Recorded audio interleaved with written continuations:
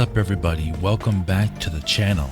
Now, ever since we've been covering Metroid Prime 4 for the past few years, we've gone over aspects of the development from Retro Studios themselves and their developers working on Metroid Prime 4. However, we have always not been 100% clear on what engine Metroid Prime 4 will be using when Nintendo and Retro Studios finally does reveal it to the world. But even then, in many cases, the engines for these games made by Nintendo are not 100% known until later. So finally, after all this time, we have confirmation of what kind of engine this is for Metroid Prime 4, and we're going to be going over that in this video. So if you are excited about Metroid Prime 4, please hit the like button and subscribe for more, and we will get started. But first, we do have some more information regarding Metroid Prime 4 to go over in this video, which is very exciting as well. And we will be discussing when this game will finally be shown, but it does look like it directly involves this next generation for Nintendo at this point,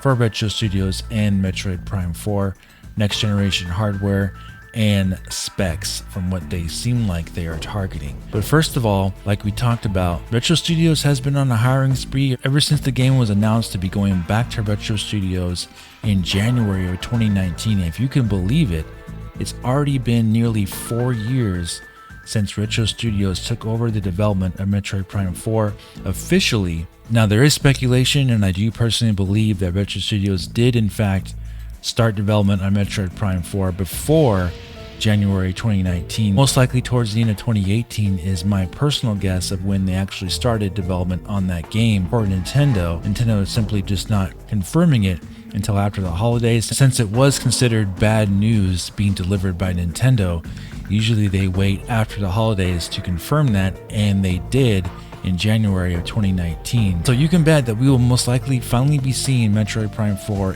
in 2023 if and when Nintendo shows their next generation console. It seems like this is the kind of game to showcase brand new hardware with, and Retro Studios is known for pushing the boundaries of graphics, and at this point the Nintendo Switch will be 6 years old, and as we've seen with Nintendo's own exclusives on the Switch recently, the system has been struggling to display games in a way that looks impressive.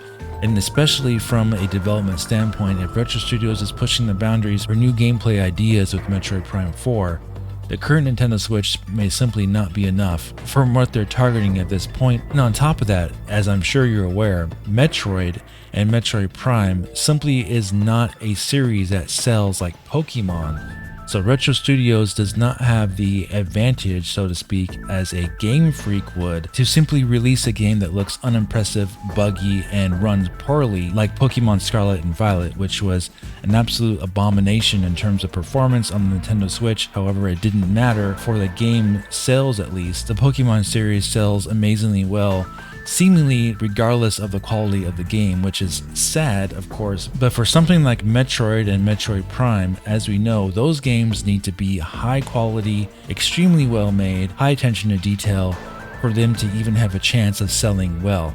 Thankfully, with Metroid Dread, Mercury Steam and Nintendo did a great job with that game and became the highest selling Metroid game of all time. Over 3 million copies were sold for Metroid Dread, which is great, and it bodes well for Metroid Prime 4. But like we said, Retro Studios doesn't have the luxury of simply releasing a game that's unfinished and buggy, and they have the reputation to hold up. And on top of that, they haven't released a game since Donkey Kong Country Tropical Freeze in 2014. So Retro Studios is under quite a bit of a microscope at this point. They know they need to knock this game out of the park.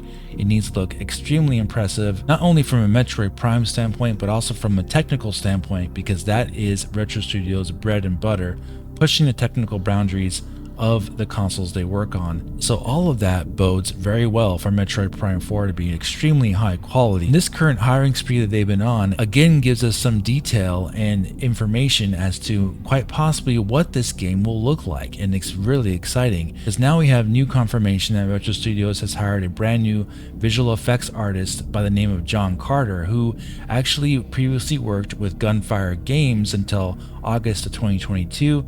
He started working with Retro Studios, and his portfolio is very impressive, working on Remnant from the Ashes. But the interesting thing about this individual is that he actually has a visual effects showcase video that he posted on his YouTube channel showcasing the work that he actually did on Remnant from the Ashes. And as you can see from the footage I'm displaying here, the quality of the visual effects that he actually produced in these scenes is top-notch and AAA quality. And of course, these individuals use the most modern and cutting-edge technology when they make these games to make the visual effects look the best that they can be.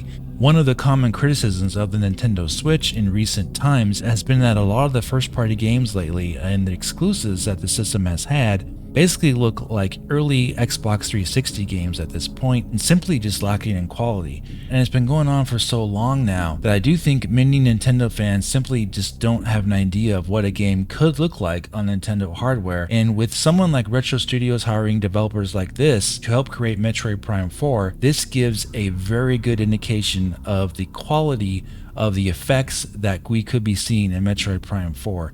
So this is definitely something to be excited about. Now, as we discussed at the beginning of the video, we have been covering this game for quite a long time on this channel, and we've been wondering what type of engine Metroid Prime 4 would be using by Retro Studios. They were hiring for people who are familiar with CryEngine at one point. They were hiring for people who are familiar with Unity. They're hiring for people that are familiar with Unreal Engine in the past as well. So the question was, which engine exactly would Retro Studios start using for Metroid Prime 4? Would it be Unreal Engine or any one of these engines? And the answer is really interesting actually, and it's something that we speculated on for quite a while, but this does look like to be the case. And this comes by the way of one of their user interface technical designers at Retro Studios that they hired this year in 2022, and his name is Adlin Ramley. But in his own description of what he does at Retro Studios in 2022 as a user interface technical designer, he talks about Metroid Prime 4. He says that he has determined technical approaches to UI features and developed new UI workflows for Metroid Prime 4, developed prototypes and experiments for UI features, identified needs and long-term scalable solutions to UI challenges. And he says that he designed new features and quality of life improvements for the in-house game engine. So there you have it. He confirmed it right there. The engine that Metroid Prime 4 is using is none other than a customized in-house engine that Retro Studios is designing exclusively for Metroid Prime 4. So he doesn't mention anything about Unreal Engine, CryEngine, or Unity being used for Metroid Prime 4. It is a customized in-house engine. And this is very exciting because what that means is that they are developing this engine around the hardware, not necessarily from a third-party developer who made the engine to work on their hardware. They're actually creating the engine to work exclusively for the hardware that Retro Studios is targeting, whether that is next-gen Nintendo Switch or the current-gen Nintendo Switch. Of course, I personally think this will be a cross-gen release, so for the game to be able to work on the Nintendo Switch original version and for the next-gen Switch, most likely they would have to use a completely customized engine made from the ground up just for Metroid Prime 4 to make this game work on both systems. Now, one idea I've had about this for how this game could work on the original Nintendo Switch is all about how they load the assets in the levels. If you think about a game like God of War Ragnarok, God of War Ragnarok is not an open world game. It is a game that has sections that are open-ended, but for the most part they're enclosed and you go through doors and open up paths to, but they're all connected together. I do think that Retro Studios can continue that approach with Metroid Prime 4 with how they did with the previous Metroid Prime games, since they did create those games in a similar way. You had open areas, but they were all enclosed, not all in one big open world. That's one way that Retro Studios can get the game running on the original Nintendo Switch while keeping most of the detail intact that they have planned, quite possibly for their next gen Switch, which they can up the resolution, frame rate, textures, and all the detail, lighting effects, everything they're going to pump into that next gen version of Metroid Prime 4. They can downscale that a lot easier for a lower spec Nintendo Switch if they have it more enclosed. And a customized in-house engine that they're developing that they confirmed here will definitely be something that will enable them to do that in a much easier way than, say, just using Unreal Engine 4, for example. Because as we've seen with Unreal Engine 4 on the Nintendo Switch, it has had issues with certain games having frame rate problems, loading texture issues, and other engines like CryEngine has done really well on the Switch. However, with this being a Retro Studios game, it makes sense that they wouldn't just use something by itself like that, like CryEngine.